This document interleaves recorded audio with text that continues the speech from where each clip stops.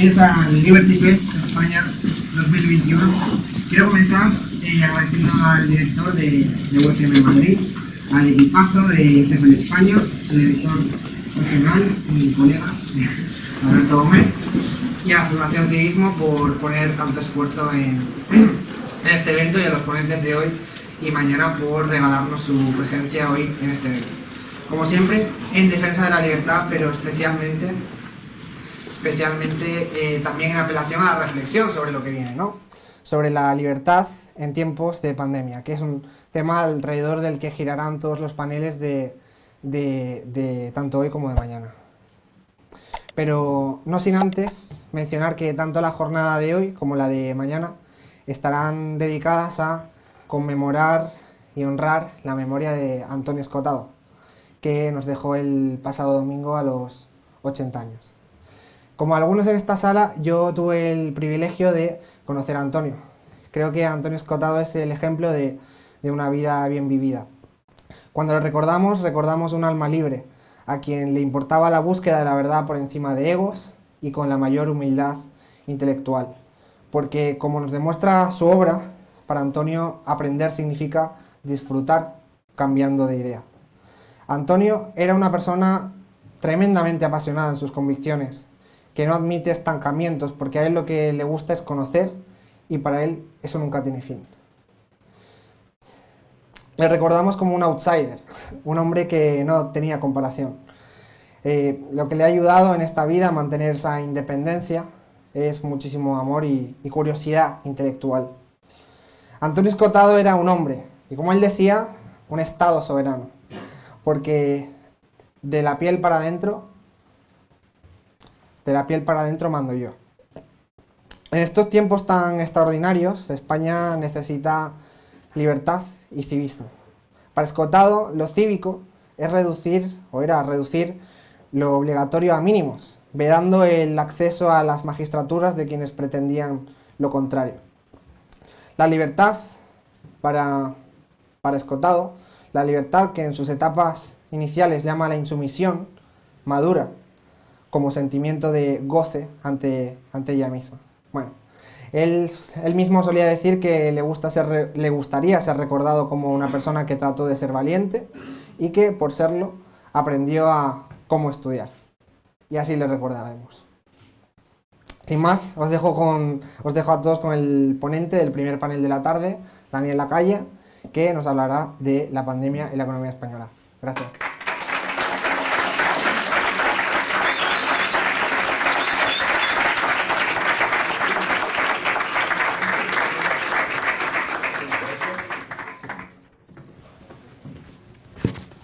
¿Este es mi micro? Sí, madre mía. Sí, sí lo es.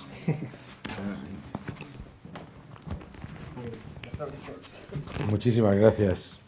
Muy amable. Sobre todo ese recuerdo a mi buen amigo Antonio, que siempre decía, ¿no?, lo más importante de la libertad es que la ejerzamos con responsabilidad, ¿no? Y él era una persona que era plenamente consciente de su libertad y una persona que era plenamente consciente de que el libre albedrío es el bien más preciado que se le concede al ser humano y el último que deberíamos entregar, ¿no? La idea de hablar hoy sobre la pandemia y España en la etapa de la pandemia, pues yo creo que es muy importante, ¿no? Sobre todo porque vaya día nos ha tocado, ¿no?, para hablar de ello. Exactamente cuando nos vuelven a lanzar pues amenazas de cierres, de restricciones de libertad, de cambios normativos para atacar o combatir la llegada de una nueva variante del COVID-19.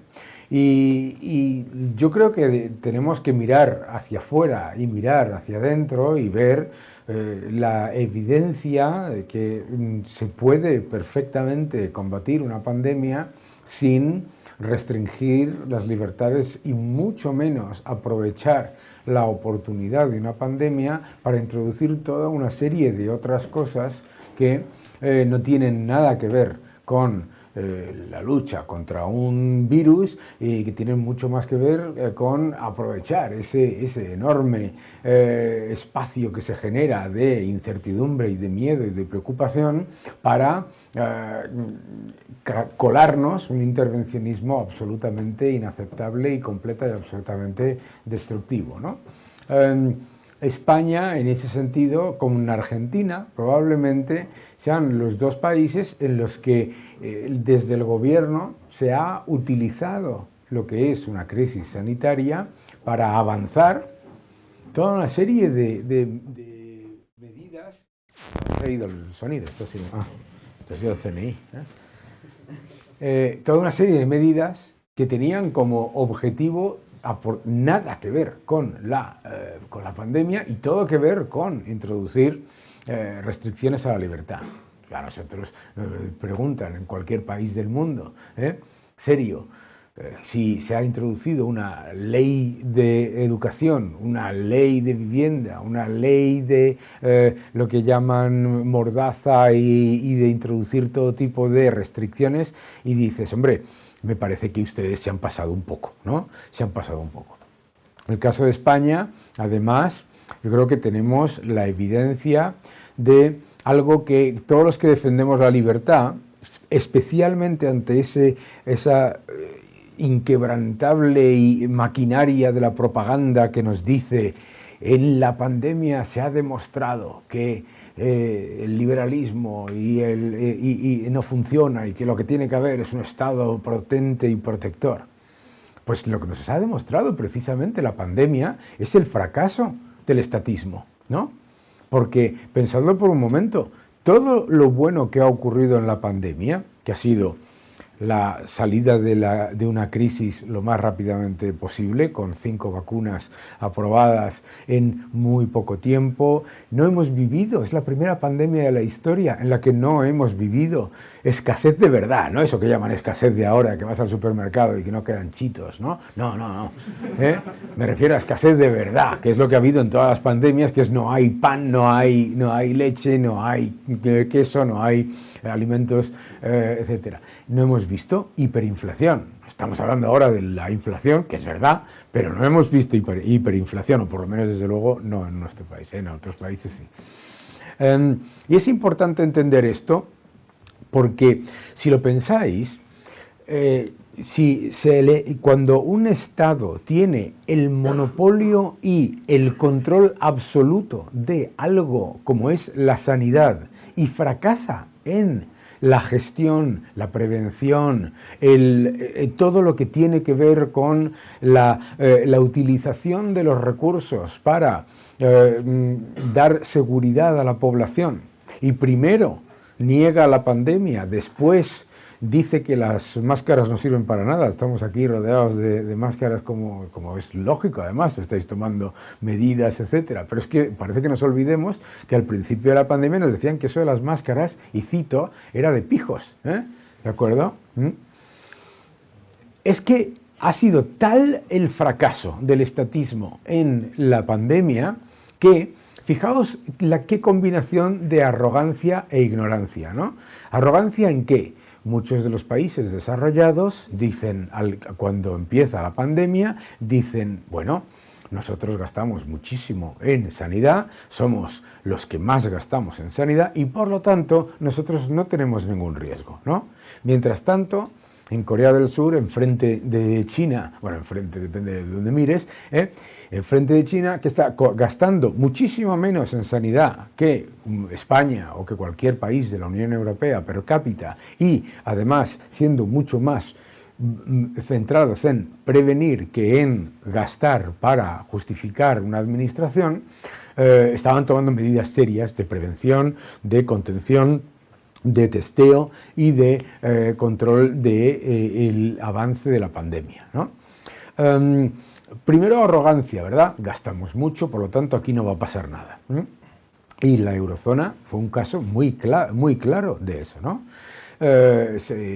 ahora todo el mundo nos felicitamos por el éxito en el grado de vacunación de las personas. Pero nos olvidamos que en la eurozona se llegó muy tarde a la compra. ¿Y por qué se llegó muy tarde a la compra de vacunas? Se llegó muy tarde a la compra de vacunas porque se decidió una aberración, que es, no, esto se va a hacer centralizado desde el aparato burocrático. O sea, es lo último que se debería haber hecho, ¿no? Claro, nosotros lo vemos como un éxito porque no tenemos ninguna comparación, pero imaginaos, por ejemplo, si nos hubieran dicho a todos nosotros, en nuestros negocios, en nuestras empresas, etcétera, oye, poneos a comprar vacunas, poneos a vacunar a vuestros trabajadores, aquellos que lo deseen, etcétera, etcétera, etcétera. Claro, el éxito de la vacunación que nos venden es por comparación con nada, ¿no? Pero lo más importante es que ha demostrado el aparato burocrático y el estatismo que ante una crisis pandémica no solamente no reacciona de manera eficiente, rápida y competente, ¿no? Además de competitiva, con algo en lo que tiene el monopolio y el control absoluto, sino que ha demostrado lo contrario, ¿no? Por eso cuando probablemente a vosotros en las charlas o en los debates que tengáis con vuestros amigos de otros sitios os digan que esta crisis es la demostración del fracaso del capitalismo, y en un momento, la razón por la que tú no has sufrido ni escasez, ni hiperinflación, ni y la crisis ha sido la más corta de nuestra historia reciente, es porque las empresas se han puesto todas a funcionar maravillosamente desde el principio, ante algo, pensadlo, absoluto y totalmente inédito. La economía en el mundo, ¿cómo funciona? Funciona en just in time, ¿no? O sea, cuando vosotros hacéis un pedido de algo, ese pedido no está muriéndose de asco en un almacén ahí fuera. Entonces el pedido se fabrica, se distribuye y te lo envían, ¿de acuerdo? La economía funciona en just in time, se decide cerrar la economía por decreto, ¿de acuerdo?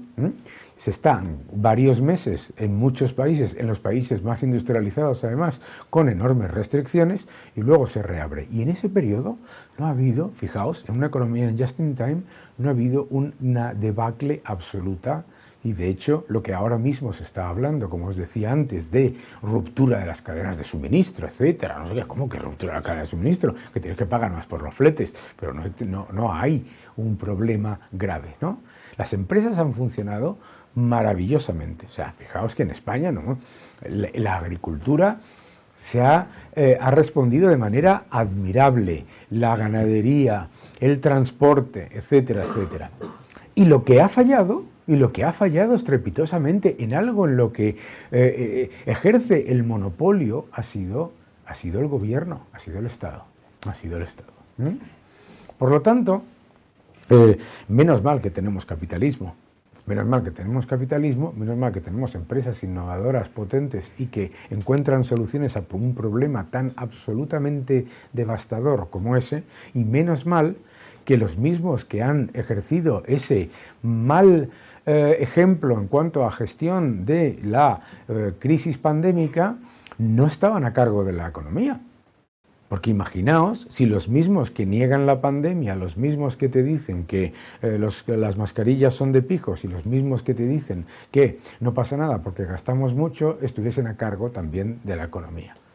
Entonces yo creo que esto es un elemento clave, y un elemento clave a la hora de que vosotros tengáis un debate y un comentario con toda esa gente que está deificando al Estado en esta crisis, ¿no? Si nosotros vamos al caso de España, claro, España es un país de microempresas, ¿vale? Fundamentalmente la inmensa mayoría de las empresas son empresas muy, muy pequeñas, no eso que llaman pymes, sino microempresas, es decir, como un señor con un teléfono o una señora con un teléfono y un maletín, ¿vale? Microempresas y empresas además muy orientadas al sector servicios, empresas muy dinámicas y empresas que tienen una enorme, una enorme exposición al ciclo, pero que también se recuperan muy rápidamente.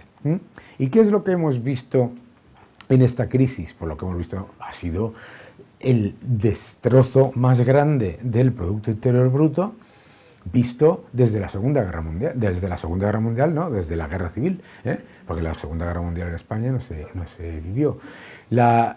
El agujero que se le ha hecho al Producto Interior Bruto en España no tiene precedentes y no tiene comparables, ¿no? Hemos caído aproximadamente, no aproximadamente, hemos caído un 10,8% el Producto Interior Bruto en el año 2020 en un entorno en el que además, ojo, el gobierno ha contado con el mayor estímulo fiscal y monetario de la historia. Porque una de las cosas que nos están diciendo ahora, con la recuperación, es, bueno, no pasa nada si se recupera el Producto Interior Bruto un 4%, un 6%, un 5%, un 3%. Ahora el mensaje es, lo importante es que nos estamos recuperando. ¡Ojo! No, hay una cosa que se llama rentabilidad sobre el capital empleado, ¿no? Es cómo nos estamos recuperando con respecto a las herramientas que se le ha dado al gobierno. Bien, pues para que os hagáis una idea... Ah, muy bien, un poquito de agua. Sí, eso está muy bien. Llevo todo el día. Ya está. Muchísimas gracias. Como manada del cielo me ha llegado esto. Entonces, muy importante entender el despilfarro sin precedentes del mayor estímulo fiscal y monetario de la historia. O sea, pensad, por un momento, yo siempre me imagino, tengo buena relación con José Luis Rodríguez Zapatero y también con Mariano Rajoy, pero yo pienso muchas veces, ¿qué pensará Zapatero o Rajoy si a ellos, en las crisis que han vivido, les hubiesen dado 125.000 millones de euros de espacio fiscal para gastar y el Banco Central Europeo comprando toda la deuda que emitía neta el país, ¿no? Claro, mucha envidia probablemente les entra como gobernantes con cariño a la chequera, ¿verdad?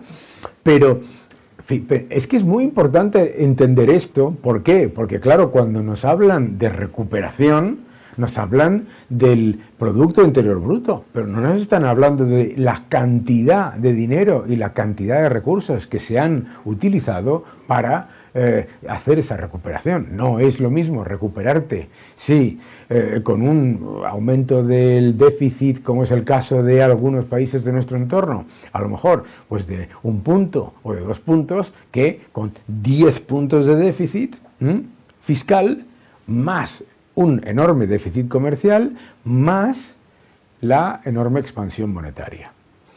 Puesto en ese contexto, la recuperación de España es un absoluto y total desastre. O sea, a mí no se me ocurre un nivel de despilfarro de recursos fiscales y monetarios más espectacular, con un resultado peor en ninguna economía. En ninguna economía. Entonces, esto, claro, tiene consecuencias. Eso tiene consecuencias. ¿Por qué? ¿Qué estamos viviendo? Estamos viviendo, primero, algo muy típico del socialismo, ¿no? Primero el socialismo te dice, no, nosotros aquí lo que hay que hacer es gastar y luego pasarte la factura, ¿no? Pero claro, tiene consecuencias de largo plazo. Tiene consecuencias de largo plazo muy grandes. Aproximadamente 130.000 empresas en España están al borde de la quiebra. Prácticamente el 32% del tejido empresarial de España está viendo una cosa que es devastadora, que es que tienen las ventas a máximos por encima de los niveles del 2019, pero están perdiendo dinero. Hoy estaba hablando, antes de venir para acá, me he ido a comprar algo para comer y le pregunta, ¿cómo van las cosas? ¿No? Al señor de la tienda y me decía, no, estamos vendiendo muchísimo, pero se nos va todo. Se nos va todo, claro, ¿por qué? Porque luego, además de los factores que hemos comentado antes, te han metido la inflación, el impuesto de los pobres, ¿no? La inflación, el impuesto de los pobres, que por supuesto veo gente aquí de distintos países y distintas, por supuesto, le echan la culpa a todo menos al gobierno y a los bancos centrales, ¿no? Claro, dice, no, hombre, Daniel, por favor, la inflación es por la ruptura de las cadenas de suministro. Digo, ¿y el gas? Porque el gas ha subido un 300% y va por tubo. ¿Qué cadena? ¿No? porque el aluminio ha subido un 60% y sobra aluminio por todos lados. Y el cobre, etcétera, etcétera. Claro, te tienen que buscar, digamos, excusas, ¿no? Si no sé si hay aquí alguien de Argentina, pero esto es muy típico en Argentina, ¿no?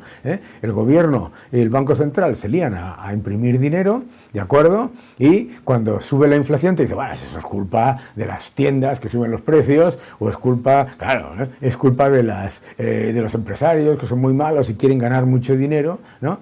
Pero la evidencia es que hay un factor monetario brutal. ¿Cuál es el factor monetario brutal del proceso de inflación que estamos viviendo ahora? Os lo he dicho antes, tienes una economía en just in time que cierras por decreto, tienes a todo el mundo, o la gran mayoría de la gente, encerrada durante 4 meses, eso no es un shock de demanda, eso es un shock de oferta, no hay un problema de falta de demandas que no te dejan salir a consumir y a hacer tu vida normal, ¿de acuerdo? En el camino entre que cierras la economía y la vuelves a reabrir, inyectas billones de dólares y de euros de inyección monetaria que se van enteros o la gran mayoría de ellos, a que los gobiernos gasten mucho más para incentivar una demanda que no hay que incentivar porque estamos encerrados en casa, y entonces luego reabres la economía. ¿Y qué pasa? Pues exactamente lo mismo que si tienes una botella, esta botella llena de agua, la llenas mucho más de agua y cierras el cuello. Cuando viertes, a ver si la fastidio, cuando viertes, ¿cómo sale? Así, ¡pua! ¡pua! ¡pua! ¡pua! Y así es como está saliendo, ¿sabéis? La inflación, claro, le beneficia enormemente al gobierno, ¿no? El gobierno ni siquiera lo oculta, dice, no, gracias al aumento de los precios, la recaudación por IVA, por IRPF y por impuesto de sociedades va a ser un nivel récord en el año 2002. Están encantados con la inflación y además la deuda que tiene acumulada el país pues se erosiona un poquito, aunque el déficit es muy grande y no se reduce, pero se erosiona un poquito en términos reales. ¿De acuerdo? ¿Quién lo sufre la inflación? Los pobres, claro, los pobres, ¿no? El otro día visteis en Cádiz cómo salían unos trabajadores a la calle a pedir una subida de salarios y después de liar la parda en Cádiz consiguen una subida de salario del 2%, la inflación es del 5%, han perdido un 3%.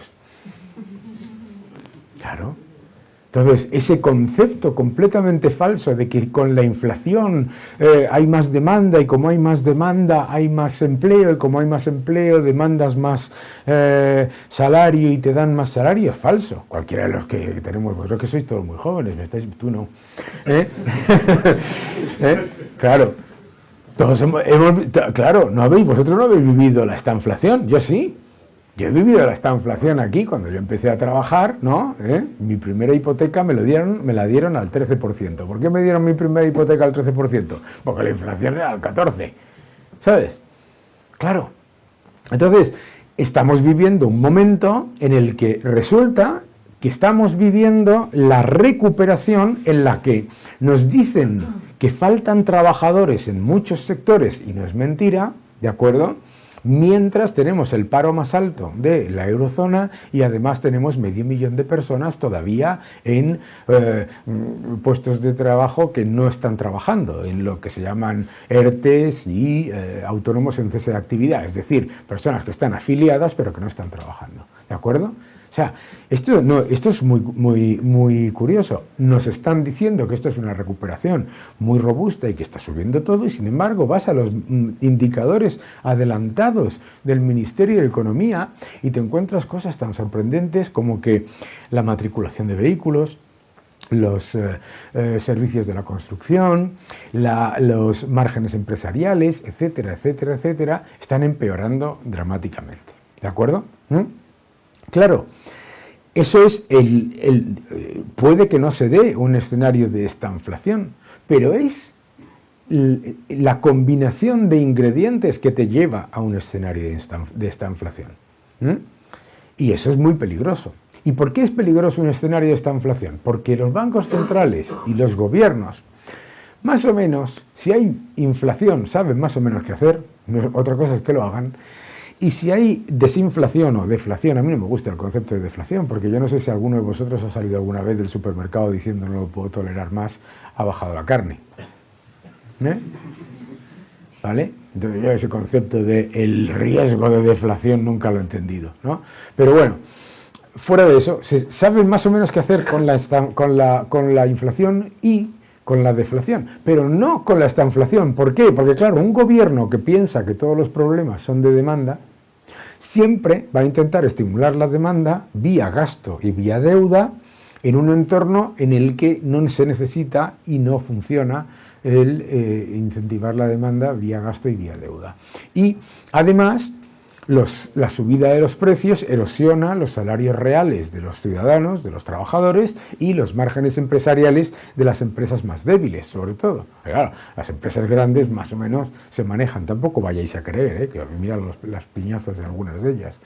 Pero, entonces, esto es muy peligroso. Esto es muy peligroso porque, como estamos en el escenario previo a la estanflación, como nos pasó a los que la vivimos, antes los gobiernos suelen estar como muy contentos, ¿no? Somos los mejores, bueno, ¿y qué? Crecemos más que la media de no sé dónde, no, ahora ni siquiera ocurre eso, etcétera, etcétera. Claro, adicionalmente, este gobierno que ha aprovechado la pandemia para introducir mayor rigidez en el mercado laboral, mayores impuestos, mayores trabas burocráticas, mayores dificultades para la creación de empresas, para la inversión, etcétera, pues está generando una cadena de desincentivos al crecimiento que luego son muy difíciles de revertir, ¿no? Muchas veces cuando después de una batería de medidas tan destructoras de la libertad como las que se están implementando ahora, llega otro gobierno, mucha gente se frustra porque piensa, no han hecho nada, ¿no? Es lo difícil que es cambiar este tipo de medidas restrictivas, ¿no? Entonces, el gran problema de España es el siguiente. Todo esto nos dicen desde el keynesianismo, mal llamado keynesianismo, porque yo creo que si Lord Maynard Keynes se levantase de la tumba, se llevaría las manos a la cabeza de las cosas que se dicen en su nombre, pero desde el keynesianismo se nos dice, bueno, esto no importa porque ahora lo que hay que hacer es crecimiento, buscar el crecimiento a toda costa y como sea, aunque sea endeudándose mucho y todo eso, pero es que resulta que ni consigues el crecimiento y encima dejas muchísimas más rémoras a largo plazo. El mayor déficit estructural de la Unión Europea, eso significa muchos mayores impuestos o recortes en el futuro y además la oportunidad perdida en el periodo de recuperación. Porque lo bueno, al menos lo poco bueno que tiene una crisis es que en la recuperación los sectores que pueden salir más rápidamente lo hacen y de manera mucho más vigorosa, ¿no? Entonces, para mí la situación es extremadamente preocupante, sobre todo por el elevadísimo nivel de autocomplacencia que hay, ¿no? Porque claro, aquí nos hemos acostumbrado a que, bueno, mientras el Banco Central Europeo compre el 100% de la deuda, hombre, ya es un mientras importante, ¿no? ¿Sabes? Es como, no sé, imagínate, mientras mis padres me paguen la hipoteca, no sé, lo mismo tu padre te pone a trabajar, ¿sabes? Pero es muy importante ver que estamos generando unos enormes desequilibrios y que el gobierno está generando unos enormes desequilibrios de manera consciente, aprovechando un periodo de condiciones extraordinarias que va a dejar un déficit sin ningún tipo de control, ¿vale? Porque fijaos, por ejemplo, que van a utilizar fondos europeos para gastos que se convierten en estructurales y consolidables, ¿de acuerdo? Entonces, es muy preocupante esa situación, ¿vale? Y ahora vosotros diréis, bien, ya ha dicho Daniel lo mal que va, Y dice, ahora, ¿y cómo se podía haber hecho esto de otra manera? Porque claro, ¿cuál es el argumentario que escucharéis vosotros todo el tiempo? Bueno, Daniel, esto le está pasando a todo el mundo. Mentira. Nadie ha caído tanto en el año 2020 y muy pocos están recuperándose tan mal en el año 2021. Sino, vamos, de hecho, ninguno. ¿Qué se debería haber hecho, ¿no? Bueno, pues resulta que tenemos ejemplos en la Unión Europea, no hace falta irse a países con nombres raros, tenemos ejemplos en la Unión Europea que han tomado medidas muy positivas y que además lo han hecho incluso en gobiernos sorprendentemente poco liberales, ¿no? Lo hemos visto en Portugal, lo hemos visto obviamente en Irlanda, ¿no? Irlanda en el año 2020 creció, no cayó, ¿eh? O sea, cuando nos hablan de España crece, no, España no crece, España rebota, pero Irlanda sí crece, porque creció en el 2020 y crece en el 2021. Irlanda nos está demostrando que es un ejemplo más de lo que debería ser la Unión Europea que de ese ejemplo negativo que nos quieren poner de lo que no debería ser, ¿no? Ha salido mejor en cuanto a sanidad, mejor en cuanto a economía, mejor en cuanto a empleo y mucho mejor en cuanto a inversión. Irlanda, Luxemburgo, muchos países de nuestro entorno, hasta Italia, utilizando ese enorme espacio fiscal que se le ha concedido, ¿qué es lo que ha hecho? Lo contrario a lo que está haciendo el gobierno de España. Lo que está haciendo es reducir impuestos, reducir trabas burocráticas, intentar atraer toda la inversión posible. Claro, si nosotros, como el gobierno de España, se acomoda y dice, bueno, a nosotros nos da igual porque nos va a llegar el dinero de Europa, pero no es que el dinero de Europa también le va a llegar a los italianos. Es que si no aprovechas esa enorme oportunidad de atraer inversión y de atraer capital hacia nuestro país, pues lo pierdes. ¿Y cómo se hace eso? Pues se hace, es casi tan sencillo como hacer exactamente lo contrario a lo que ha estado haciendo el gobierno de España. Es decir, reducir trabas burocráticas, no aumentarlas, que es lo que han hecho, ¿no? Reducir las duplicidades y las enormes dificultades que hay entre comunidades autónomas para llevar a cabo todo lo que son los trámites administrativos, etcétera. Atraer inversión extranjera en vez de pararla. Yo alucino con este concepto del gobierno español de hemos hecho una ley para defender a nuestras empresas del malvado capital extranjero.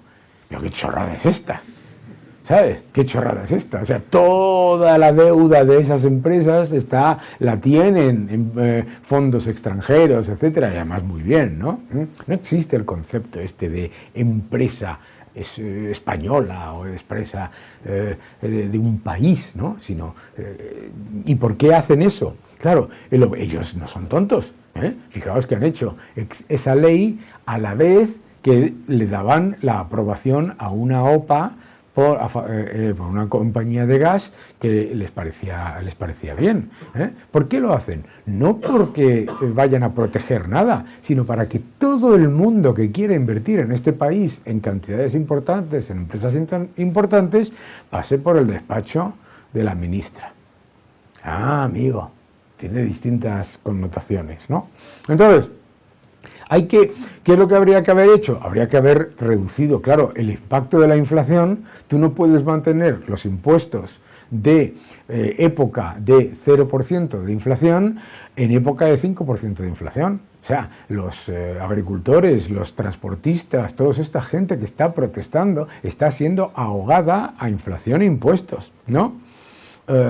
Habría que haber bajado los impuestos, habría que bajar los impuestos los que tienen que ver con aspectos más monetarios, habría que haber llevado a cabo un proceso de racionalización del gasto para reducir el déficit inmediatamente y controlar las cuentas públicas y, desde luego, dar con ello confianza a los inversores que vayan a venir en el futuro. Como han hecho lo contrario, pues desafortunadamente es tan sencillo explicar qué es lo que se debería hacer como coger la lista de lo que han hecho y hacer lo contrario.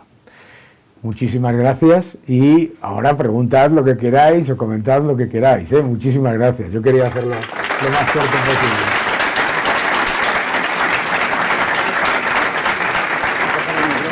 Ah, muy bien. Sí, sí.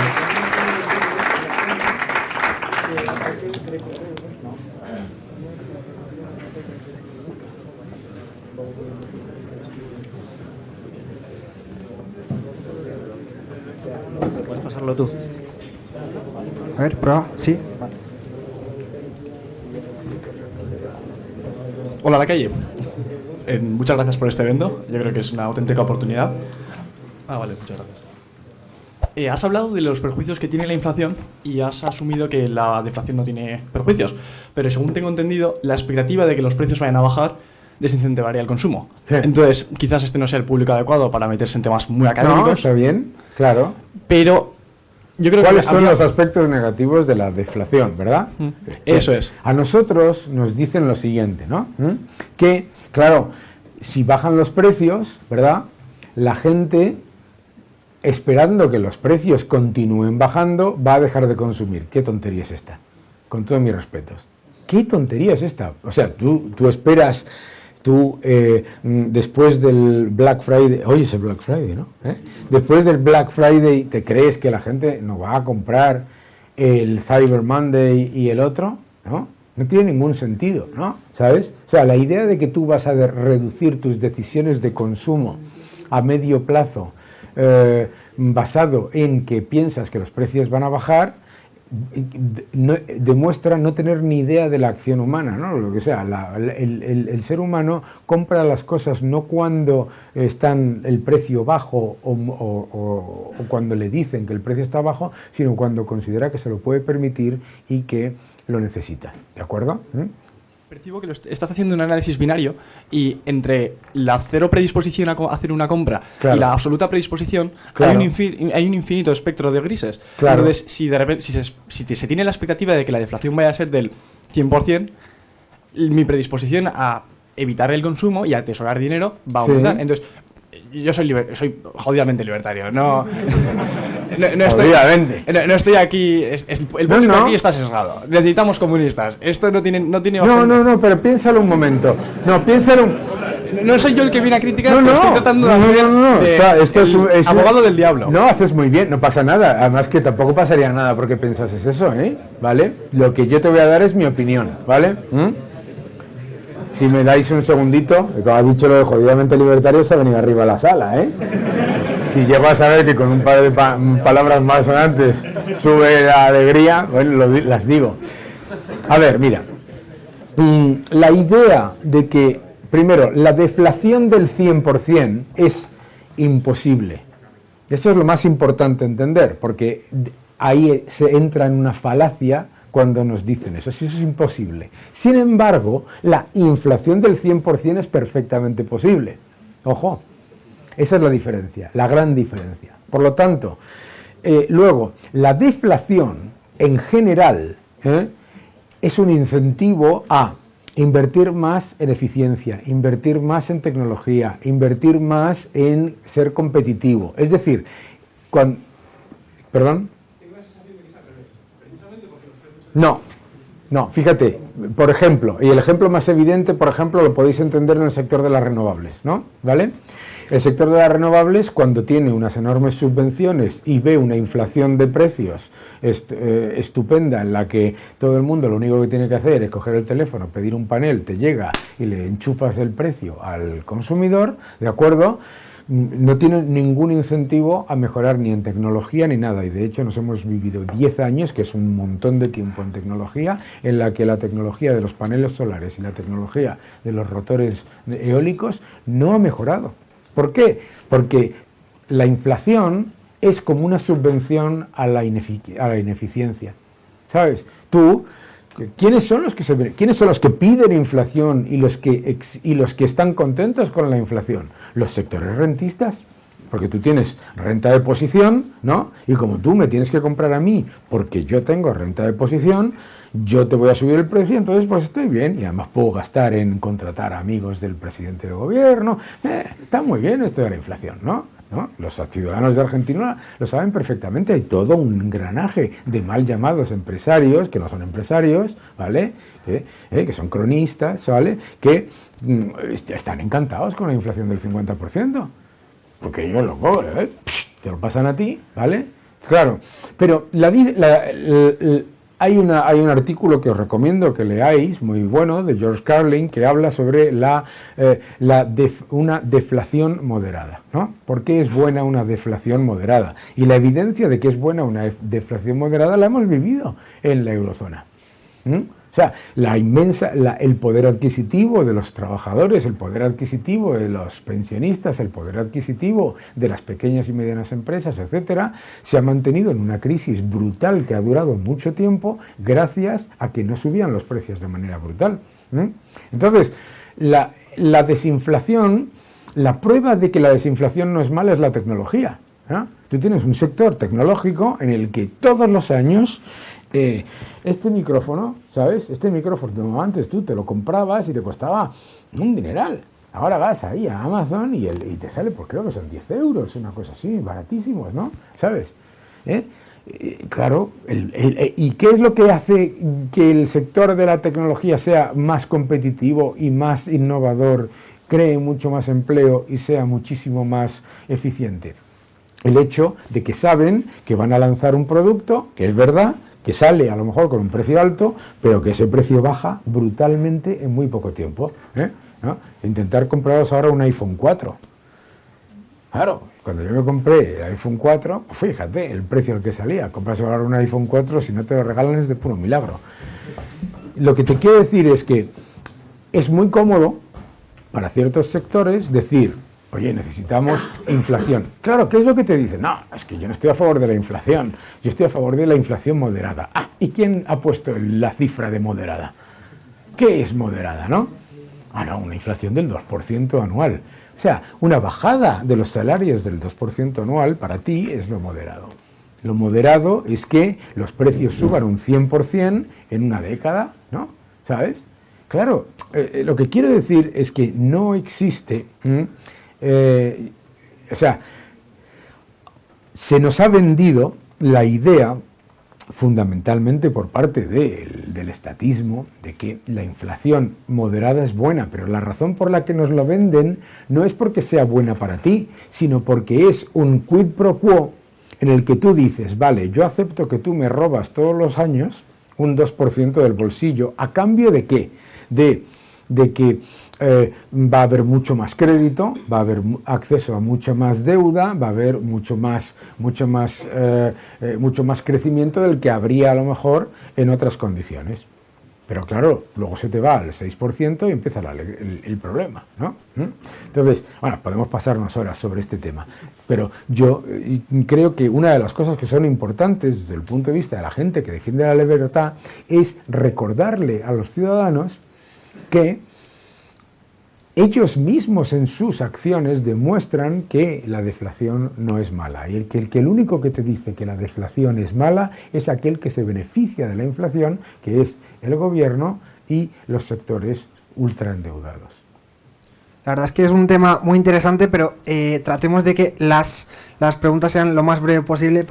Si el problema no es la pregunta, el problema es la respuesta. Adelante, sí, claro, adelante. Tratemos de que se convierta en un debate. Sí, vale. Y bueno, quería aprovechar también para decir que está llegando ya el segundo panelista de la tarde, a Pedro Suart. O sea, agradeceríamos que permanecieran todos sentados hasta que llegara. Entonces, bueno, no quito más tiempo a la segunda pregunta. Adelante. Perdón, Hola, buenas, señor Lacalle. Ha sido un placer su conferencia de hoy. El otro día estaba discutiendo con un amigo respecto a la compra de vacunas. Él argumentaba que era importante la intervención del Estado porque era capaz de agrupar la demanda y negociar de mejor manera contra las compañías pues que proveen de este importante bien. ¿Cuál sería la óptica libertaria en este contexto de emergencia por la que privadamente negociaríamos cada individuo o asociadamente, voluntariamente, el precio de las vacunas? Claro. ¿Crees que el Estado ha sido importante para determinar el precio de las vacunas? Gracias. No, el Estado no solo. De hecho, el poder de negociación ha sido cero. Y además yo creo que la mejor respuesta que le puedes dar a tu amigo es que la eurozona no ha tenido el más mínimo poder de negociación. Lo único que ha hecho ha sido comprar más caro que los otros países que habían ido antes, y eso sí, todos juntos. Eso es lo primero, ¿no? La evidencia. Lo segundo es que no hay ninguna evidencia de que ante un bien que en un momento se considera de primera necesidad, eso no vaya a generar una subida de precio. Pero lo importante que tienes que valorar es que la subida de precio va a llevar a que las 5 vacunas que se ponen en el mercado se pongan muchas más, se produzcan muchas más y el precio después baje. Es decir, cuando tú ignoras el precio, cuando tú ignoras la bondad del precio cuando sube y cuando baja, pero también cuando sube, entonces también ignoras la ventaja de que habríamos tenido muchísima mayor disponibilidad de vacunas mucho antes, si es verdad que saldría, imagínate, pues la primera vacuna, la de Pfizer, y sale muy cara, pero te garantizo que la de Janssen hubiera salido mucho más barata. Y sin embargo, por la intervención del Estado, las 5 vacunas más o menos salen al mismo precio. Esto es lo peligroso. Es decir, el Estado no reduce el precio por hacer esas compras. Lo que ha hecho ha sido mantener y aumentar el precio de la más barata.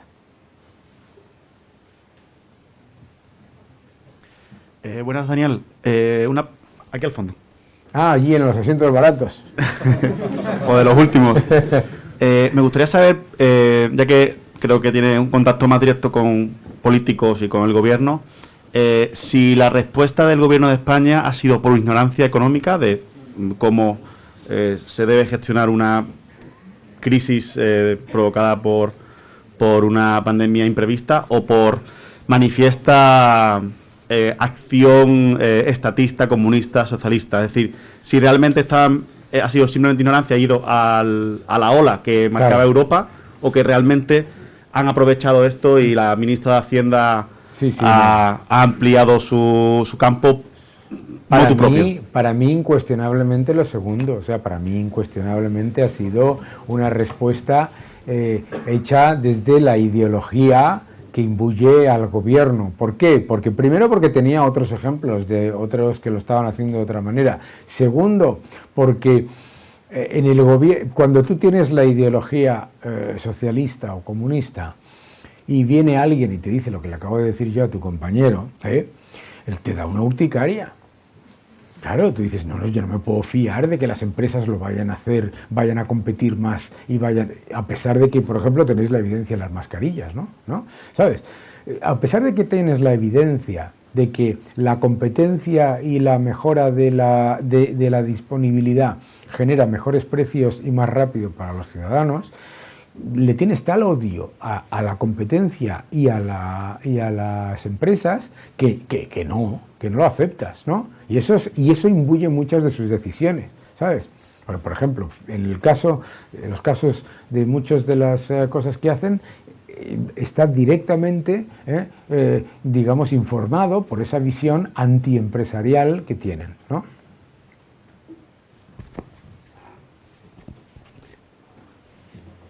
Hola, buenas. ¿Qué tal? Bueno, cuando ha empezado a hablar ha nombrado varias veces a Argentina. Yo soy argentino.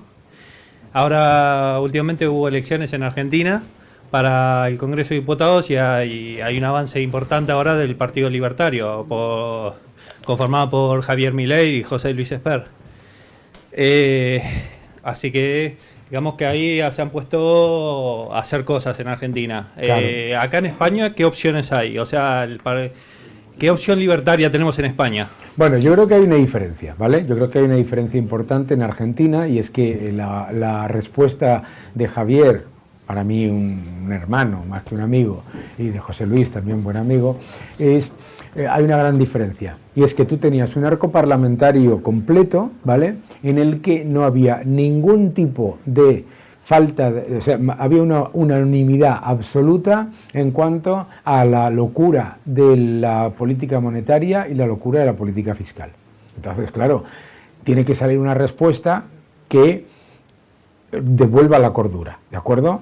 Yo creo que en España tú puedes tener una opinión más por aquí o más por allá, pero tienes opciones que libertarias no van a ser. Y ojo, la propuesta de Javier y de José Luis no es libertaria, es de libertad, que es que en Argentina, claro, cuando les han quitado tantos años de peronismo, ¿sabes? Entonces, no, fíjate que cuando escuchas a Javier hablar en los vídeos de YouTube y todo eso, te está diciendo, un momento, oye, que los pensionistas, los estos, tal, o sea, está manteniendo una estructura estatal que va a continuar siendo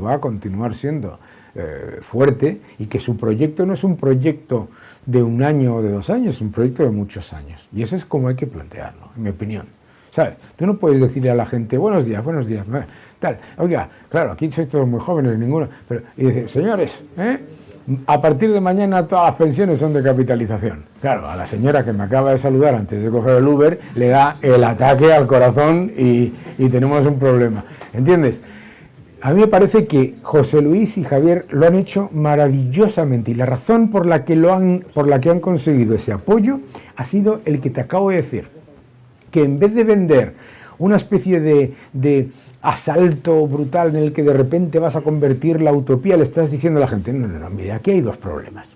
En Argentina hay 2 problemas. Uno, que, como dice Javier, parafraseando, ¿no? Los políticos chorros nos roban 5 puntos del PBI, ¿vale? Lo digo hasta en argentino, el PBI, ¿verdad? Y otro, que tienes un banco central que te roba tu dinero imprimiendo pesos. Ya está, vamos a trabajar sobre eso. Y yo creo que eso es lo que tenemos que hacer en España desde el partido que te dé la gana. Yo tengo claro lo que lo voy a leer aquí, pero desde el partido que te dé la gana, ¿vale? Y yo creo que ahí ya cada uno, ¿no? Hola. Uy, hola. No sé si se me oye. Sí. Muchísimas gracias por venir, y me interesaría mucho su opinión sobre 2 temas relacionados con la pandemia. Uno es si cree que van a obligar a vacunarse. Seguro. O sea, porque a día de hoy yo no estoy muy puesta en el panorama, pero creo que únicamente lo están haciendo obligatorio en Austria. Sí, yo creo que lo van a hacer. Yo no te digo que yo esté a favor, no te digo que quede claro, lo digo por las cámaras. Yo no estoy a favor de la imposición a nadie. Yo estoy vacunado porque me da la gana, ¿sabes? Y porque yo me fío más de Janssen que de Pedro Sánchez, ¿de acuerdo? Pero que es muy probable que se imponga tal nivel de restricciones por un lado y tal nivel de requisitos por el otro, en el que te van a obligar, en mi opinión, o por lo menos es lo que creo que me temo, yo creo que se va a acabar obligando, sí. Vale, y el segundo punto que quería preguntarle era si cree que se va a producir ese apagón tecnológico y de energía y esa falta de alimentos en los supermercados que dicen que va a llegar. Lo bueno de las teorías de la conspiración es que las teorías de la conspiración tienen siempre un porcentaje de realidad, normalmente muy pequeñito, ¿vale? Y luego ya te inventas las cosas, ¿no? Pero en el caso del riesgo de apagón, por supuesto que existe riesgo de apagón. Yo empecé a trabajar en el sector de la energía, desde que yo empecé a trabajar en el sector de la energía, llegaba el invierno y se preparaban las empresas por el riesgo de que vienen apagones, ¿sabes? Porque el suministro eléctrico no es almacenable, por 1000 cosas, porque puede haber menos lluvia, por 1000 cosas, ¿no? Entonces, puede haber un riesgo, pero el hecho de que sea titular en todos lados significa que hace ya mucho tiempo que las empresas están trabajando para que no exista, ¿vale? Que es lo mismo que pasó, ¿os acordáis, no? Cuando sale la pandemia, la gente ahí, ¡hala!, por papel higiénico como locos, ¿no? Sí, no porque fueran tontos, la gente que lo hacía decía, uy, me ha dicho mi abuela, y su abuela tenía razón, me ha dicho mi abuela que lo primero que desaparece es el papel higiénico, ¿vale? Así que papel higiénico todos ahí, ¡buah!, como locos. Las empresas ya están trabajando en eso. Entonces, mi opinión es que la probabilidad es muy baja, porque yo he vivido épocas en las que ha habido verdadero riesgo de apagón, pero verdadero riesgo de apagón dentro de una semana, no dentro de 3 meses, y no lo ha habido después, ¿no? Entonces, yo soy razonablemente optimista, ¿de acuerdo? Muy bien, pues muchas gracias a Daniela Calle por acompañarnos este primer día del Liberty Fest. Ahora en unos 10 minutos ya llegará el segundo panelista de la tarde, Pedro Schwartz. ¡Qué bueno! Y bueno, Muy ahora bien. vamos a hacer unos 10 minutos de descanso, pero por favor, estemos todos a las 8:05 No os aquí, perdáis a aquí Pedro, sentados. es un crack total. Muchísimas gracias a todos.